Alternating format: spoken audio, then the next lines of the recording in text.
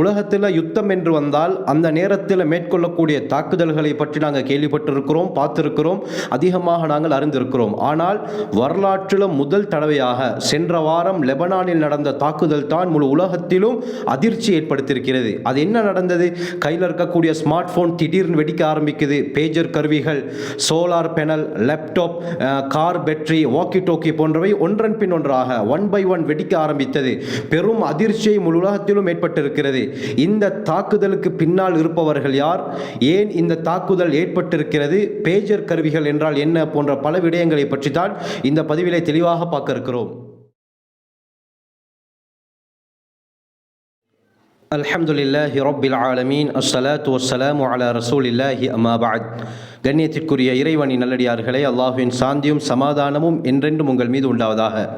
கடந்த 17ஆம் தேதி லெபனானில் மாலை 3:30 மணிக்கு மிகப்பெரிய ஒரு அசம்பாவிதம் அந்த நாட்டில் ஏற்பட்டிருக்கிறது. இந்த அசம்பாவிதத்தின் காரணமாக முழு உலகத்திலும் அதிர்ச்சி அலைகள் ஏற்பட்டிருக்கின்றன.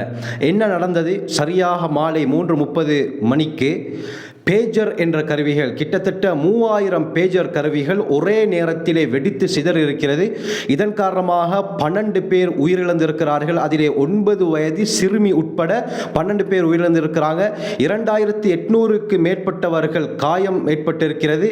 அதிலும் 200 பேருடைய நிலைமை கவலைக்கிடமாக இருப்பதாக அந்த நாட்டு செய்தி வட்டாரங்கள் சொல்கின்றது. குறிப்பாக லெபனானுடைய தலைநகரம் பெய்ரூத், லெபனானுடைய தெற்கு புறப்பகுதிகள், அதோடு சிரியாவுள்ள சில பகுதிகளிலும் இந்த வெடிப்பு சம்பவம் நிகழ்ந்துள்ளதாக செய்தி வட்டாரங்கள் குறிப்பிடுகின்றன.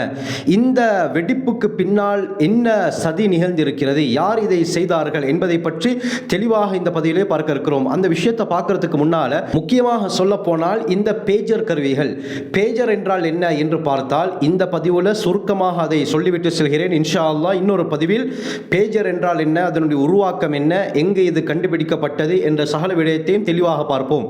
இந்த பேஜர் கருவி 1949 வருடம் எல்ஃப்ரட் ஜே க்ரோஸ் என்ற அமெரிக்க இன்ஜினியர் மூலமாக கண்டுபிடிக்கப்பட்டது. 1950 1960 வரை இந்த இடைப்பட்ட காலத்தில் பேஜருடைய வளர்ச்சி அதிகமாக இருந்தது. இது 1949 கண்டுபிடிக்கப்பட்டாலும் இது அதிகமாக பாவிக்கப்பட்டது 1980 1990 2000 ஆரம்ப கால பகுதிகளில் தான் இது அதிகமாக பாவிக்கப்பட்டிருக்கிறது. இதன் மூலமாக SMS மெசேஜ் அனுப்ப முடியும், வாய்ஸ் மெசேஜ் அனுப்ப முடியும்.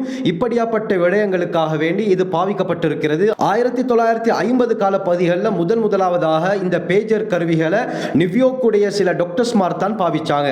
1956 வருடம் இந்த பேஜருக்கு இயற்பியலுக்கான நோபல் பரிசும் கிடைத்திருக்கிறது. எப்ப ஸ்மார்ட் போனுடைய அந்த வளர்ச்சி ஆரம்பித்ததோ அந்த நேரத்தில் இந்த பேஜர் கருவிகளுடைய பயன்பாடு யூஸ் அப்படியே குறைய ஆரம்பித்தது. தற்பொழுது இந்த பேஜர் கருவிகளுடைய பயன்பாடு உலகத்தில் இருக்குதான்னு பார்த்தால் இருக்கிறது, ஆனால் மிக குறைவு. ஸ்மார்ட் போன் வந்ததற்கு பிறகு இந்த பேஜர் கருவிகளுடைய பயன்பாடு அப்படியே சடுதியாக குறைய ஆரம்பித்து விட்டது. ஆனாலும் தற்பொழுது இந்த அளவுக்கு டெக்னாலஜி வளர்ந்த காலத்தில் எதற்காக லெபனானை சேர்ந்த அந்த மக்கள் பேஜர் கருவியை பயன்படுத்தியிருக்கிறார்கள்?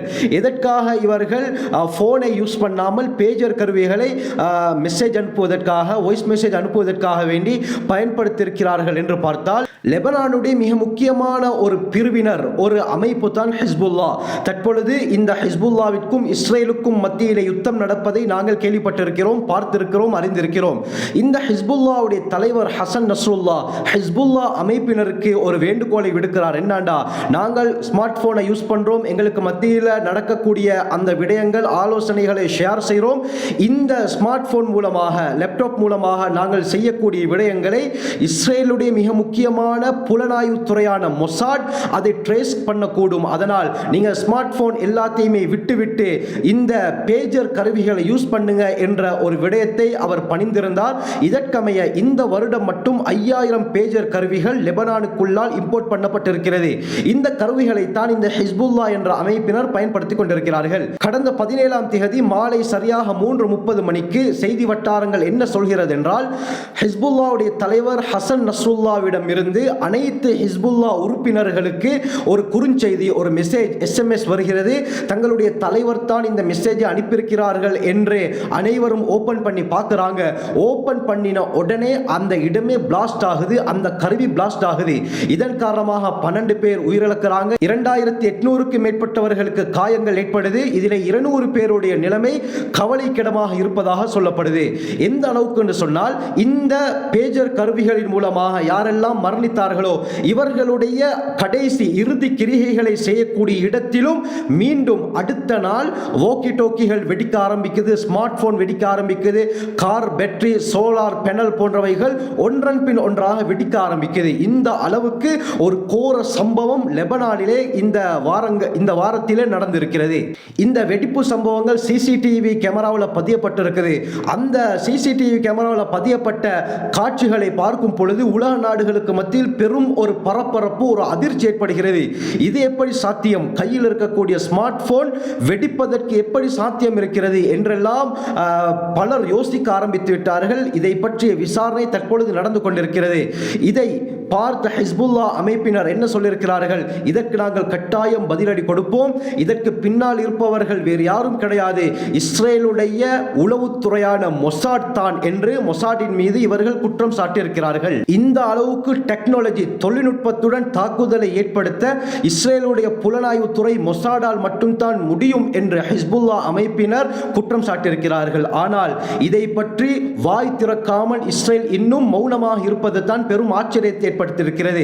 இது மட்டுமல்லாமல் அடுத்தடுத்த நாள் பல தாக்குதல்களை இஸ்ரேல் இந்த ஹிஸ்புல்லா அமைப்பினரின் மீது மேற்கொண்டு வருகிறார்கள். இந்த பேஜருடைய வெடிப்பை தொடர்ந்து விசாரணைகள் மேற்கொள்ளப்பட்டு வருகிறது. முதலாவதாக இந்த பேஜர் என்ற கருவிகள் எங்கிருந்து இம்போர்ட் பண்ணப்பட்டது என்ற விசாரணையில் தாய்வானில் இருக்கக்கூடிய கோல்ட் எப்போலோ பிரைவேட் லிமிடெட் தான் இதை இம்போர்ட் பண்ணியிருக்கிறார்கள், மேனுஃபேக்சர் பண்ணியிருக்கிறார்கள். இந்த வெடிப்பு சம்பவத்துக்கு பின்னால் அந்த கம்பெனி இதை நாங்கள் செய்யவில்லை, நாங்கள் லெபனானுக்கு இதை அனுப்பவே இல்லை, எங்களுடைய லைசனை வைத்துக்கொண்டு ஹங்கேரியில் இருக்கக்கூடிய ஒரு கம்பெனி தான் இதை மேனுஃபேக்சர் செய்திருக்கிறார்கள் என்று அவர்கள் மீது குற்றச்சாட்ட ஹங்கேரியுடைய அந்த கம்பெனி இதற்கும் எங்களுக்கும் எந்த சம்மதமும் இல்லை என்று அவர்களும் மறுத்துவிடுகிறார்கள். இவ்வாறு இந்த விசாரணை தொடர்ச்சியாக சென்று கொண்டிருக்கிறது. இந்த பேஜர் கருவிகளை தயாரிக்கும் போதே வெடிமருந்துகள் உள்ளே வைக்கப்பட்டிருக்கிறதா, அல்லது சாஃப்ட்வேர் ஹேக்கிங் நடந்திருக்கிறதா, அல்லது ஷிப்ல இது வரப்போக்குள்ள இஸ்ரேலிய உளவுத்துறை மொசாட் வந்து இந்த பாக்ஸ்களை மாற்றிவிட்டார்களா என்ற பல கோணத்திலே விசாரணைகள் நடந்து கொண்டிருக்கிறது. தற்பொழுது வந்திருக்கக்கூடிய மிக முக்கியமான ஒரு அப்டேட் தான் இந்தியாவுடைய கேரளா பகுதி வயநாடை சேர்ந்த ரின்சோன் ஜோன்ஸ் என்பவர் கடந்த 10 வருடங்களுக்கு முன்னால நோர்வேல போய் செட்டில் ஆகுறாரு. நோர்வேயுடைய ஓஸ்லோ என்ற நகரத்திலே அவர் செட்டில் ஆகிறாரு. செட்டில் ஆனதுக்கு பிறகு பல்கேரியா என்ற நாட்டிலே ஒரு கம்பெனியை இவர் திறக்கிறார். அந்த கம்பெனியிலிருந்து தான் லெபனானுக்கு இந்த 5000 மேஜர் பீஸ்கள் இம்போர்ட் பண்ணப்பட்டிருக்கிறது. இதை தொடர்ந்து ஹிஸ்புல்லா அமைப்பினர் இதை செய்தது யார், இது எங்கிருந்து எமக்கு அனுப்பப்பட்டிருக்கிறது என்று துருவி ஆராய உடனடியாக இந்த ரின்சோன் ஜோன்ஸ் என்பவர் தலைமறைவாகிவிட்டார். அவர் தற்பொழுது எங்கே இருக்கிறார் என்ற செய்தி கிடைக்காமல் இருக்கிறது. பொதுவாக எங்களுக்கு மத்தியில் ஒரு சந்தேகம் ஏற்படுகிறது, இந்த பேஜர் கருவிகள் தானாக எப்படி வெடிக்க முடியும்? இதற்கு 2 கருத்துகள் கூறப்படுகின்றது. முதலாவது என்னன்னு சொன்னால், பொதுவாக 2 கிராம் அளவுள்ள வெடிமருந்துகள் இருந்தாலே அதனுடைய பாதிப்பு அதிகமாக இருக்கும். இந்த பேஜர் கருவிகளிலிருந்து சரியாக 3:30 மணிக்கு ஒரே நேரத்தில் எல்லோருக்கும், ஹிஸ்புல்லாவை சேர்ந்த அதிகமானவர்களுக்கு ஒரு மெசேஜ் வந்திருக்கிறது.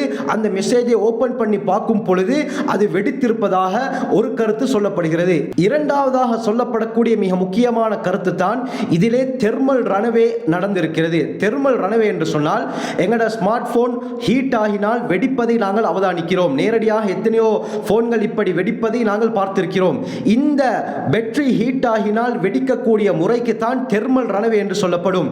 இந்த முறை தான் இந்த பேஜர் கருவியிலே நடந்திருப்பதாக ஒரு செய்திகள் சொல்லப்படுகிறது. எப்படி இருந்தாலும் இந்த அளவுக்கு டெக்னாலஜி, தொழில்நுட்பத்துடன் தாக்குவதற்கு இஸ்ரேலுடைய மொசாடால் மட்டும் தான் முடியும் என்று குற்றம் சாட்டப்பட்டிருக்கிறது. இப்படியாப்பட்ட புதிய புதிய டெக்னாலஜிகளில் பூந்து விளையாடுவதற்கு இஸ்ரேலுடைய மொசாடால் மட்டும் தான் முடியும் என்பதாக ஹிஸ்புல்லா அமைப்பினர் ஆணித்தரமாக நம்புகிறார்கள். இவர்கள் தான் செய்திருக்க முடியும் என்ற முடிவே எடுத்து விட்டார்கள்.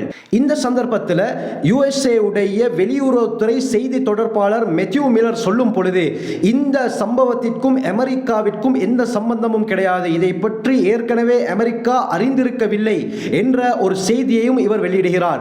இந்த செய்திகளை பார்க்கும் பொழுது நிச்சயமாக இந்த வெடிப்புக்கு பின்னால், இந்த கோர விபத்துக்கு பின்னால் இருப்பது இஸ்ரேலாகத்தான் இருக்க முடியும். இந்த நிகழ்வை பற்றி அமெரிக்காவுடைய தேசிய பாதுகாப்பு ஏஜென்சி முன்னாள் உளவுத்துறை ஆய்வாளர் டேவிட் கெனடி என்ன சொல்றார் என்று சொன்னார், இந்த ஷேர் செய்யப்பட்ட சிசிடிவி வீடியோக்களை பார்க்கும் பொழுது அதில் ஏற்பட்ட வெடிப்புகள், கிளாஷ்கள் இரண்டு விதத்திலே நடந்திருக்கிறது. முதலாவது டைரக்ட் ஹேக், இரண்டாவது ரிமோட் மூலமாக கண்ட்ரோல் பண்ணப்பட்டிருக்கிறது.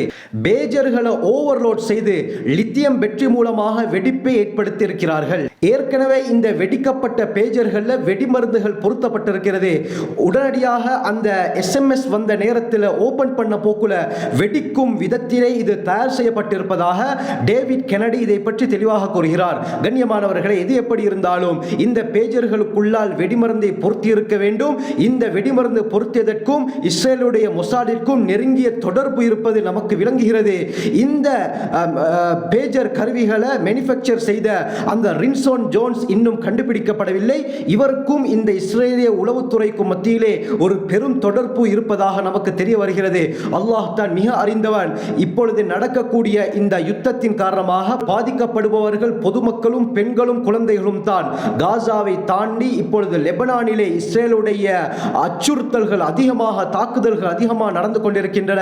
அல்லாஹ் தான் நம் அனைவரையும் பாதுகாக்க போதுமானவன். அல்லாஹ் சுப்ஹானஹு வ தஆலா முஸ்லிம்களை, அவர்களுடைய உயிர்களை, உடைமைகளை அல்லாஹ் பாதுகாப்பானாக. பூரா உலகத்தில் வாழக்கூடிய அனைத்து முஸ்லிம்களையும் அல்லாஹ் பாதுகாத்து சுபிட்சமான வாழ்க்கை ஏற்படுத்துவானாக. ஜஸாக்குமுல்லாஹு கைர். வாஹிரு தஅவானா அல்ஹம்துலில்லாஹி ரப்பில் ஆலமீன்.